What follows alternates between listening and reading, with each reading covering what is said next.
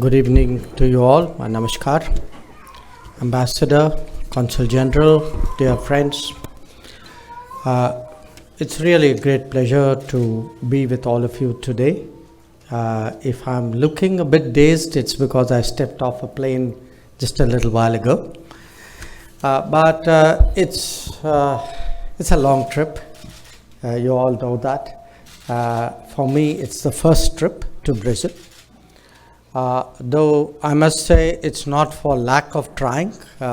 We had plans over the last 2.5 years, and somehow between the COVID and scheduling, it didn't work out. But first of all, let me really begin by complimenting all of you because I know what it's like to live outside your country. I have done so myself. And I know what it's like to keep the flag flying, to keep your traditions, your culture, your emotional connect, your businesses, your activities. And from everything that I've read and I heard from Ambassador and Consul General, I think you're all doing a splendid job. And I really thank you for it, because in many ways, what is the perception of India, what is the image of India, is very much formed by the Indian community. And so even as I prepare to go into Brasilia, I know that in many ways what you have all done is part of the groundwork for my own visit. Now, today is the 20th still, right? Okay. So it's the 20th and I bring you greetings of Independence Day. Greetings of Independence Day just 5 days ago, where we completed 75 years of our independence, celebrating what we call Azadi Ka Amrit Mahotsav.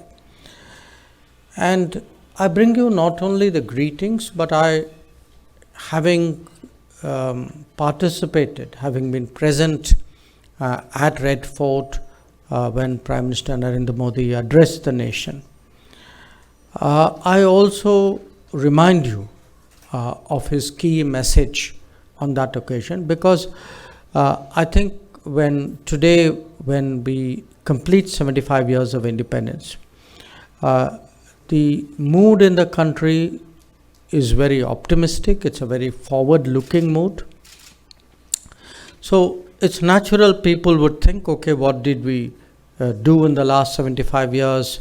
But the feeling is also very much, what should we be doing? Certainly, the Prime Minister has put forward this idea that let's think about where we will be on our centenary. That between now and the centenary, the 25 years, the Amrit Kal that awaits us. And his message 5 days ago was that if India and Indians really took 5 pledges and sincerely implemented it, it would really perhaps put us in a completely different orbit 25 years from now. And those 5 pledges, I remind you, were to strive to make India a developed country, to put the colonial mindset behind us, to be proud of our heritage and traditions, to develop a stronger sense of unity within the country, and most important, to focus on our duties. And I say this to you because partly to share with you what is the thinking at home, and that's something which, even though I know in this day and age we are all connected, nevertheless it's something which is of interest to you. But because I think these 5 pledges in a way are equally relevant to Indians, people of Indian origin, friends of India who are abroad. That a reminder that we need to strive, we need to set bold aspirations, that it is within our capability. Today we are a $3.3 trillion economy. It is within our capability to double that very rapidly in the coming years. The need, as the Prime Minister said, to really be much more confident about our own culture and traditions, and to get over the 200 years of colonialism, and a sense of commitment towards our own country, towards our own society. And that is best done really by reminding ourselves of our duties. Now, having said that, what I would also emphasize is that the last few years for India, like for anybody else, for any other country, have not been easy years. They have not been easy years largely because of the COVID. There's hardly a family which has not been touched in some way by the COVID. I think everybody in the world suffered, some more, some less.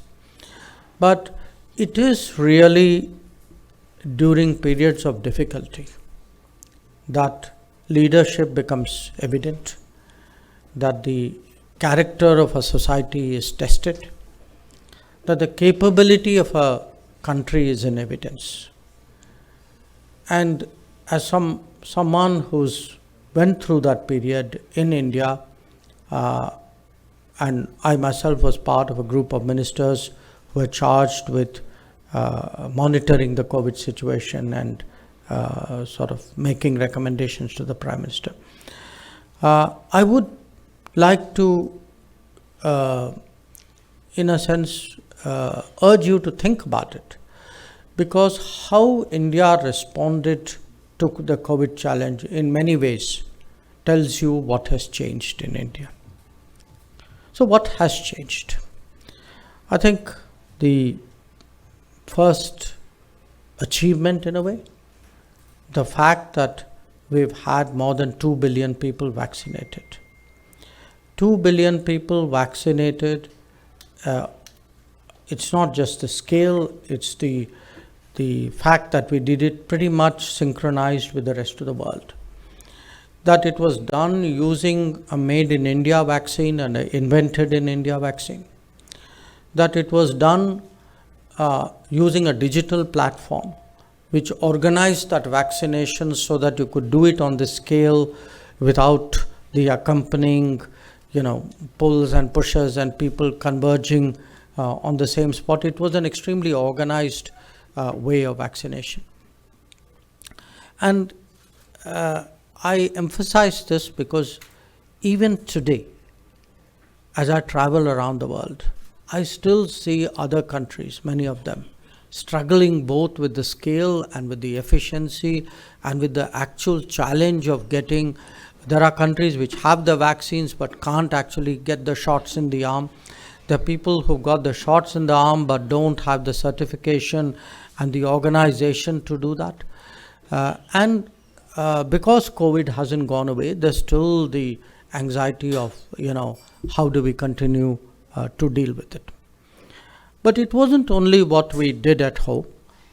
We embarked during this period on an initiative called Vaccine Maitri.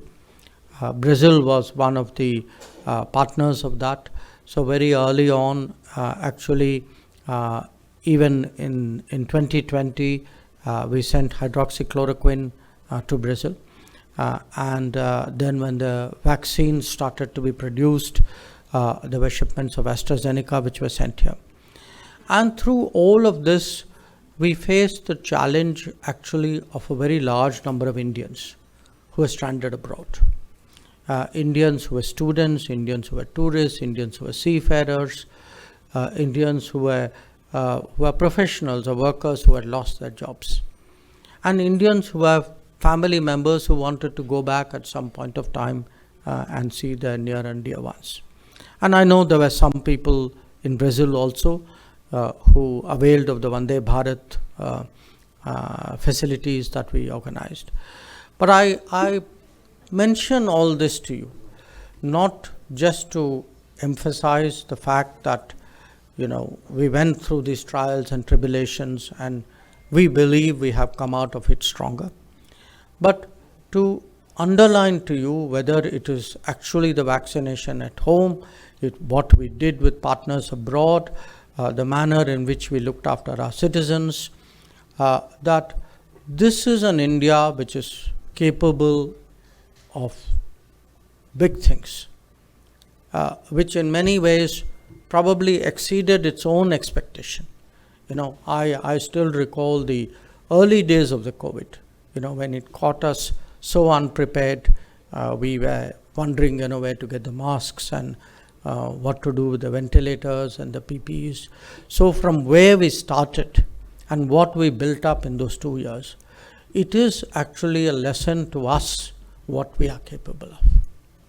And here I would also particularly mention the contribution of the diaspora, because in 2021, when we went through the Delta wave, really, I would say the world stood by us, but Indian communities everywhere abroad really contributed, did whatever they could to help us out, and that's something which we deeply appreciate. Now, 2 years of COVID, 2.5 years of COVID, we then found ourselves with a new challenge, and a challenge which came from a very different geography. This time it was the Ukraine conflict, the consequences of the Ukraine conflict on our daily lives, and it actually tells us really how globalized the world has become, that something happens in one corner of the world and everybody else is impacted by it. And here too, there was a human side to it. The fact that there were 20,000 students who were stuck in Ukraine, but who we were very determined we would bring back unharmed. Unfortunately, one person did lose his life. But we were the country actually who brought out the largest number of people through an organized effort once the conflict started. And that too, Operation Ganga that we did, that too was, even for our own society, a validation of capabilities and leadership and thinking and boldness and commitment and organization. That to put all this together in the middle of a war, to get people out, it was something which really was quite a feat. But today we are coping with other aspects of it, and I think particularly what it has done in terms of impacting our energy security is something which is of concern. And here too we have a challenge, which is we have to ensure through diplomacy, through dealings with various governments, that our economic interests are well protected, that the Indian consumer is shielded to the extent possible from this enormous jump in oil prices that we have seen, that our national economy is not adversely impacted by this, and it is something which is still ongoing, and but again there has been a very strong level of commitment to ensure that our national interests in regard to energy are somehow met. Now, I started with these two because obviously as a foreign minister, these have been my major preoccupations in the last 3 years. It's something obviously very much in my mind. But I also want to share with you what's happening at home. I don't know how many of you have been able to go home this year. Last 2 years, I understand, would have been very difficult. And even if you went home, it's probable that you went home, met your families, went to that immediate town, and then came back. Now, as someone who travels within the country, I'd like to give you, in a sense, that picture. Now, I again go back to the COVID. When we had the lockdown, when we had the enormous disruption of the COVID, one of the big concerns that the Prime Minister reminded us of was that 100 years ago, when the Spanish flu hit India, more people died of hunger than they died of the flu.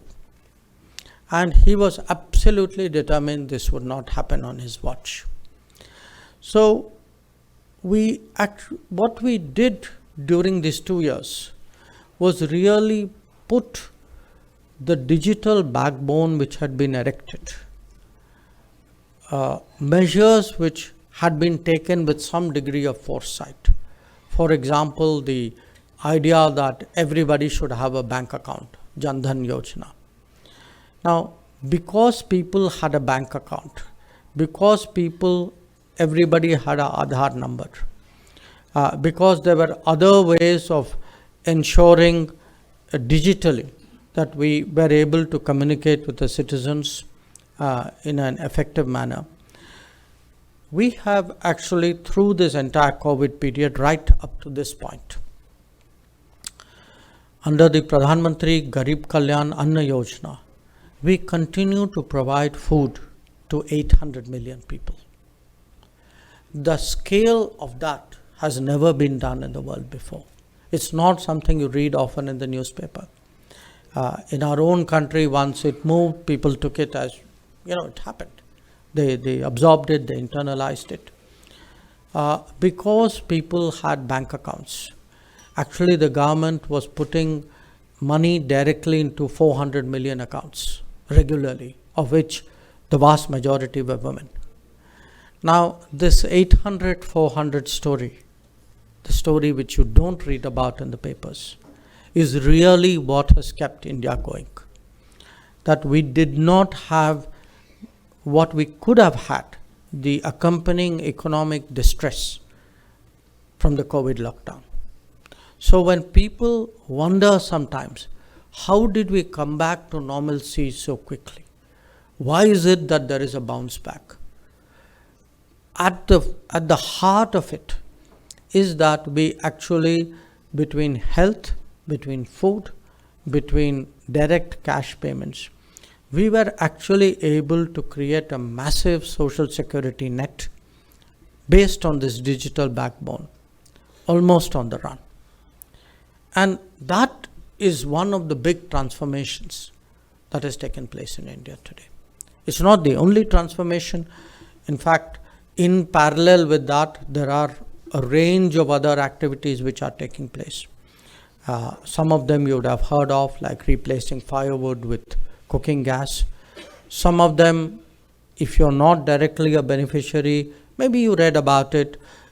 Today we are really providing houses in the millions, both in the rural areas and in the urban areas. The health coverage, Ayushman Bharat, is growing very, very rapidly. The support to farmers is also something. And in fact, when I look at the scale of these programs, and these are programs which is what we do when we travel about in India, we look at it, we monitor it, we speak to the beneficiaries of it, we get complaints about it, which we give as a feedback to our colleagues or to the Prime Minister. Each of these programs is almost the size of the beneficiary's size of a big country. Many of them, the food, for example, is as big as Europe and North America put together, 800 million. The finance is as big as Europe. Even if you look at two big programs which are going on, one more advanced, the power connection to every house, and the other one which is going on right now is tap water connection. Now, there are parts of the world where people don't understand what that means, because they were born with an electricity connection and born with tap water. So the idea that you didn't have it itself doesn't occur to them. But for all of you who are so familiar with your country, you know that this itself is a revolution of a kind. And these schemes are today really running into hundreds of millions. And when we look at the future, one of the big objectives is really to shift the baseline of India higher. That in this day and age, in the 22nd century, people should not think of water and power and house and education and health as luxury.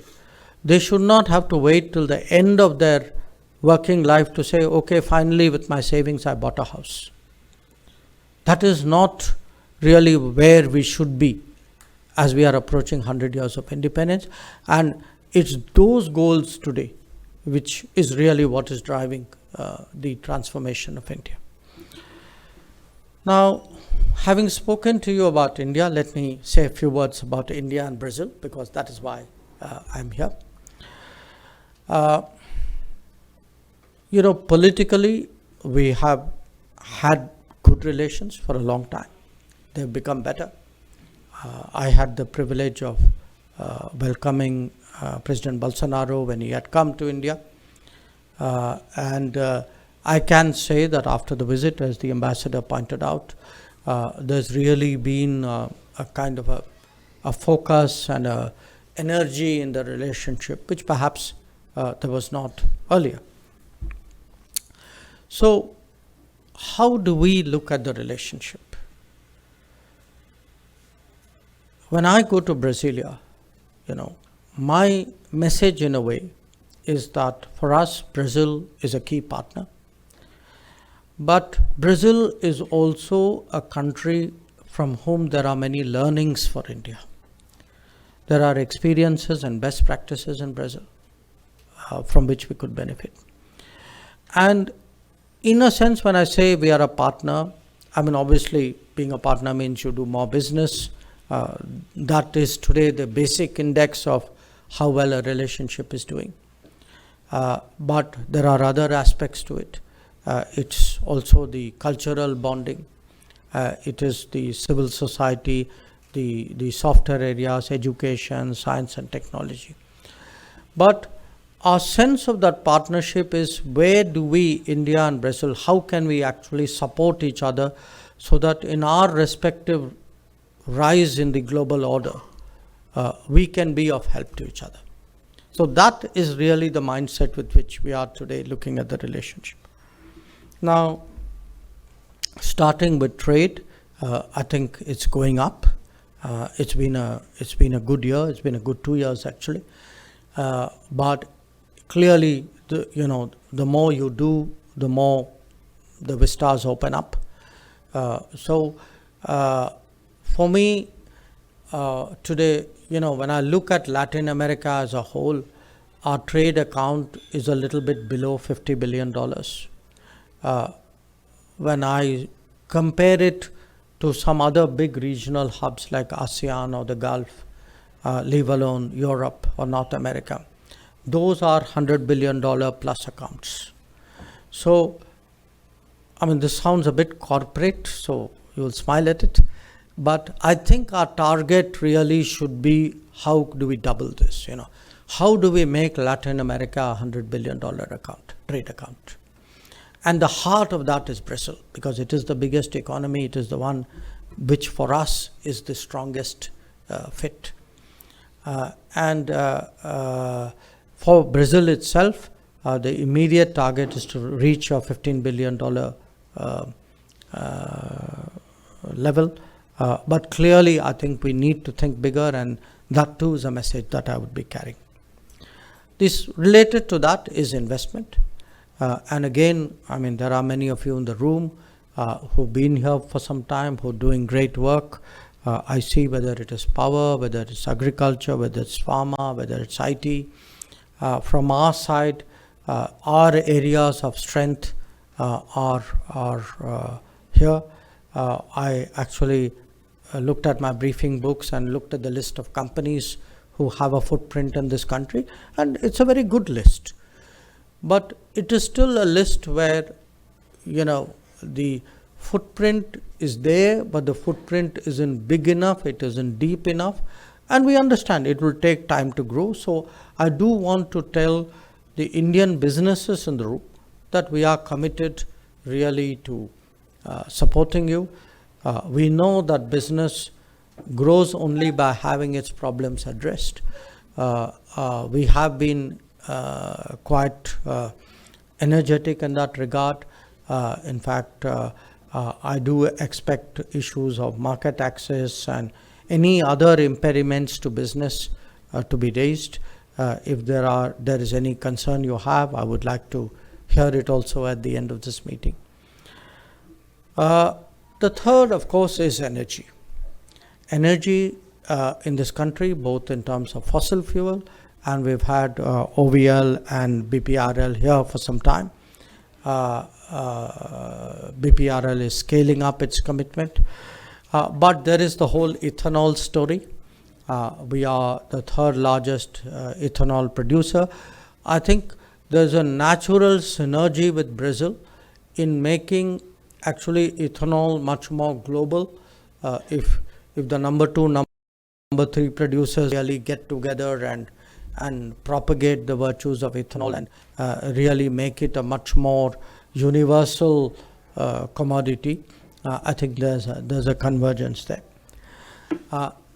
Our dealings on defense have gone up. Again, that we've started some joint ventures there. Space has been an area. Last year, we launched a Brazilian satellite. We use Brazilian ground stations for our own space missions. And then, of course, again, as the ambassador mentioned, my colleague Purushottam Rupalaji was here recently. Animal husbandry is an area, really there's a lot for us to learn from Brazil. And then there are some areas which we have, we've kind of explored it, but there's such visible potential that, it clearly is begging for a bigger effort on our part, and I think traditional medicine there is something which is high in our priority. The WHO actually this year has just announced its first global traditional medicine center, which is to be set up in Jamnagar in Gujarat. So we see ourselves really becoming a kind of a global hub for traditional medicine. And Brazil, again, is a natural partner for that. And finally, of course, given the diversity of India and given the diversity of Brazil, I think the cultural, there is a cultural synergy there. It's important for the relationship to go that we should have a better sense of each other's cultures and traditions. Now, that's where the narrow relationship itself is concerned, or the bilateral relationship is concerned. But we work with Brazil in terms of world politics as well. We are right now in the Security Council. We are both members of BRICS. We are part of another grouping called IPSA. So in many ways, this is a relationship of good sentiment, of great goodwill. Till now, it has been a relationship of some distance. So our job today, our task today, is really how to shrink that distance. And to shrink that, and it's doable, it's doable because, in fact, the more business we do, that itself is a statement that distance is shrinking. The idea today that it's possible to competitively export and import to the other end of the world, that I think is by now well established. So it could be oil, it could be edible oil, it could be fuel oil, it could be consumables, it could be auto parts. The world is getting more efficient in terms of its logistics. Our vision of who our partners are should grow beyond the region. In a way, definitely I can say India is becoming much more globalized. Our effort is to encourage Brazil also to look beyond their traditional markets, look much more at Asia, particularly look much more at India. So for me, when I look at the development of the relationship at its prospects, the role of the Indian community will become even more important, because eventually that shrinking of distance that expansion of comfort, that sense of putting a face to a country or a company, that is something which all of you do. And I have seen in different parts of the world where I have been, that when relationships really remarkably change, a big part of it is really the catalytic role of the community, because the policy makers or the doers in the other partner society, for them, they relate to Indians, they relate to communities like you, they relate to individuals, they relate to companies. And that fires them up and encourages them really to do bigger things than they were doing habitually. So for all of you, I would urge you that, please keep doing what you're doing, but do more. Please think of yourself as, contributors at a very important stage of our relationship. We are really today poised to make that big jump. And to make that big jump, we need all the support that we can get. And back home, as I said, I want to assure you today, we have a government with a vision. We have clearly in Prime Minister Modi, a government with a leadership, one with a very strong sense of delivery. As I said, a lot of it is really the transformation of India is no longer in phrases. It is actually visible in numbers. It is evident on the ground. Anywhere you travel in India today, you can actually literally see change underway. There's a road being built, there's a rail line being built, there's some container depot coming up. You can almost sort of feel the hum and the buzz of that change. So it is with that sense of optimism, that feeling of hope that I share with you this evening. Once again, I want to say it's truly a great pleasure to be able to spend time with all of you. And I'm very glad I'm doing this so that it empowers me as I go into Brasilia. Thank you very much.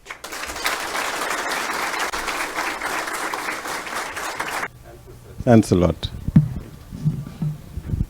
Next participant is Tushar Parikh from TCS. Good evening, sir. Very warm welcome to Brazil. And I have assisted some of your interviews and forums where you given a lot of questions about Ukraine, US, China. So I want to congratulate that, sir, with all your response which you have given. And that makes us really proud, sir. So salute to you, sir.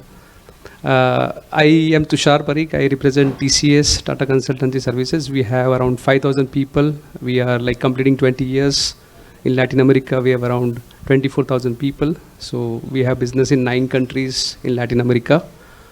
Actually, my question you already answered in your speech, but I will try to double click on what you expected as a target. 15 billion for Brazil, 50 billion for Latin America.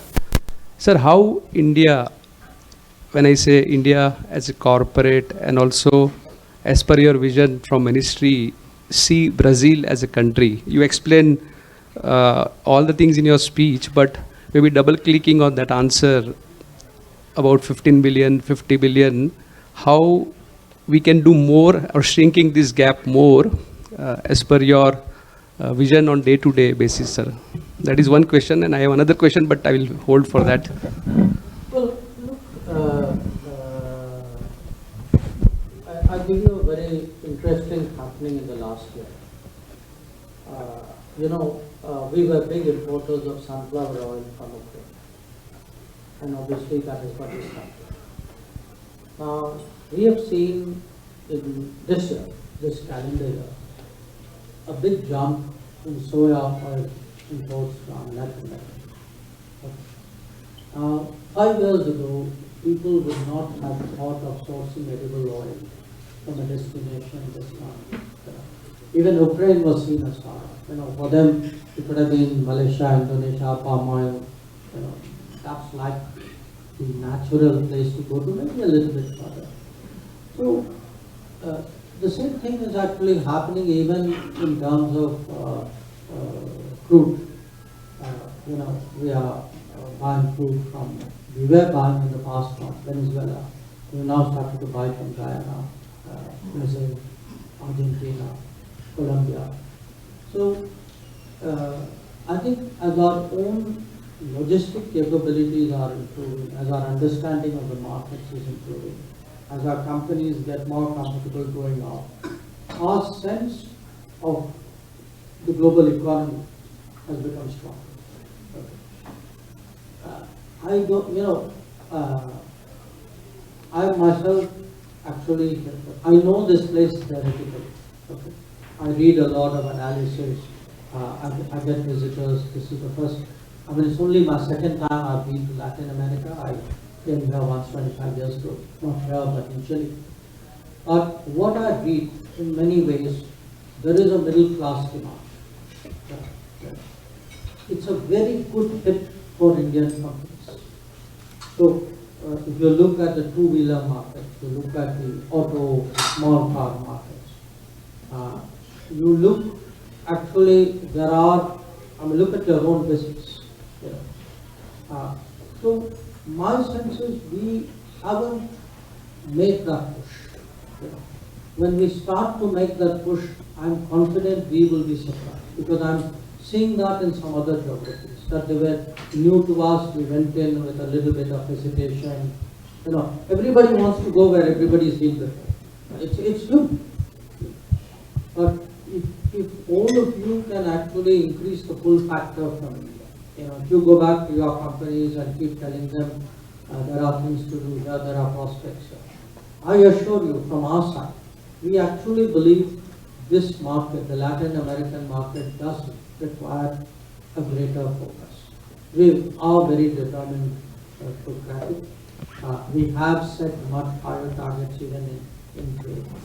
We are reaching out in a way which we have not done before to Latin American governments. So I would be bullish, but I'm also realistic in the sense that I know there's a lot of hard work required to get it. Thank you, sir. And the second one, on a lighter note, last week for 2-3 days I was in India. I could not buy a book in hard copy to get your autograph. So I wish maybe next trip when you come, we can have that autograph from you on the book. But any... By the way, I'm just going to be releasing the Gujarati edition next month. Thank you, sir. I'll be happy to send you out.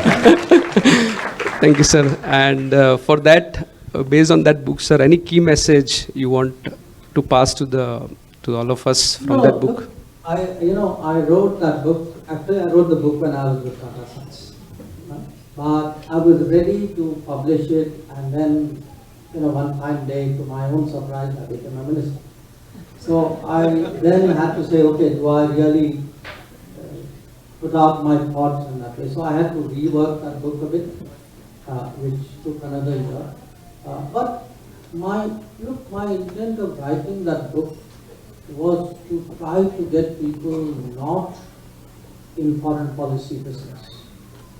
People in the, two of us talk to each other, we make it very complicated for other people. We need to communicate easier, simpler, make people understand what is foreign policy about, why is it important. I mean, that's why when I go around in India, I usually go a lot to universities. And I tell them, I said, look, a conflict started in Ukraine, and just imagine, suddenly 20,000 young Indians got caught up in it. So it's important, it's necessary today to take more interest in the world. I mean, 2.5 years ago, we read something happened in Wuhan. Who imagined that all of us in the world would then get affected? So I think it's opportunities, it is challenges, it is problems, it is worries. It's important in our country we develop a greater sense of the world. That's the reason I... Thank you very much, sir. Thank you.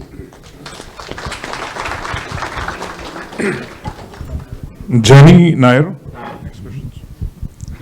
Hi, it was a pleasure listening to your articulate way of telling us what India is doing recently and all the plans and things.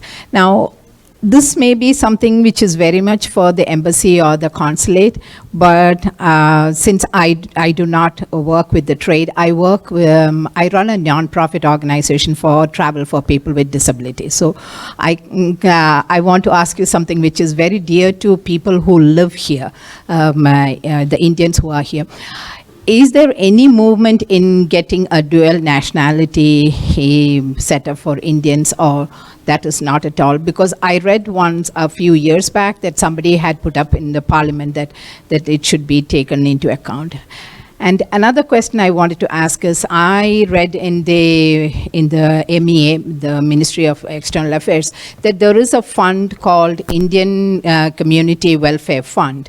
So could you explain what would be the criteria? Because there were several occasions when people, Indians got cheated, and I'm really surprised that they got cheated with all the information that you can get on over the internet. They came here and they were stranded here with no money, no place to live, and they cannot work also.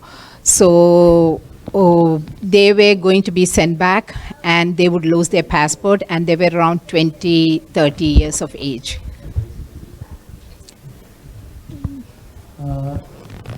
The first one, look, to be honest, I don't think the thinking in the country right now is towards dual citizenship, because it raises a lot of issues. What we have tried to do to address the same issues through the OCI system, which is mainly, dealing with this, the target audience would be the same data, which would be people of Indian origin who live abroad, because they would be the kind of people who would also be seeking dual citizenship. So I think the OCI card system is what has been working. We keep trying to improve it. It seems to be working reasonably well, because it allows the most important convenience which people want, which is the ability to travel in and out very freely. On the Indian Community Welfare Fund, yes, this was a fund which has been there for some years. In 2017, we kind of expanded its usage. Essentially, the fund is meant for, the key is means testing. We want it really to be used in distress situations for people who clearly don't have the means to respond to that. So it could be a worker caught up somewhere, somebody looking for urgent legal representation, that kind of. It would be, say, stranded people would be covered if they had a means issue. But I think maybe Ambassador, this particular set of topics? No, sir. This has not really come to our attention. Oh, this was a few years back. Recently, I have not kept in touch with them. There was the person who was bringing these people under false pretenses. He has emigrated, luckily, to Canada. So now it's Canada's problem. So, and I would like to add that even though I came here in 1979, I still hold my Indian passport. I will not give up my passport. Good for you. The next question comes from Manik Jaspal.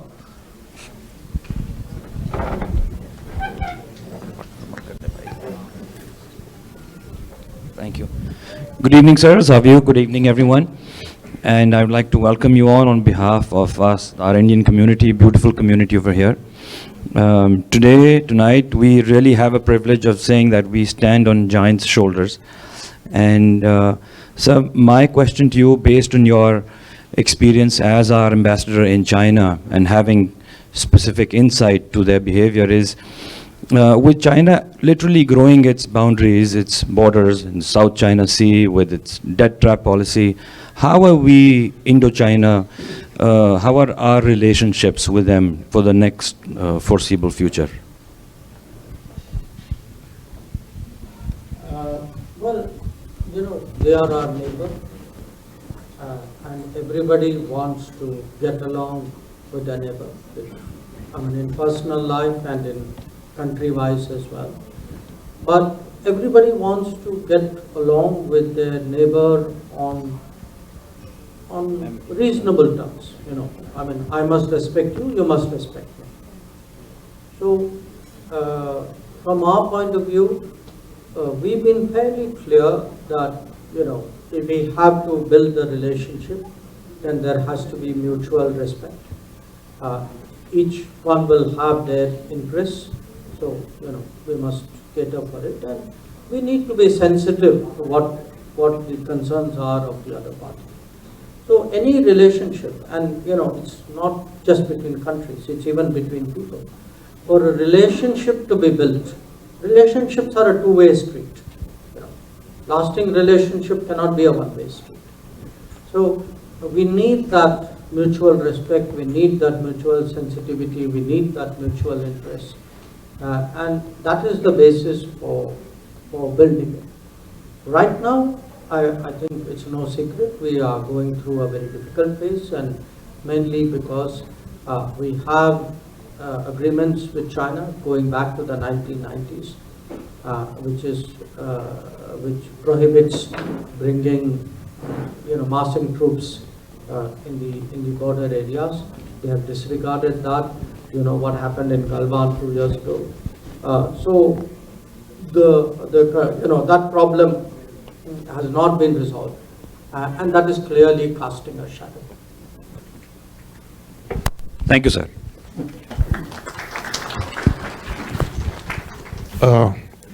Umesh Mukhi.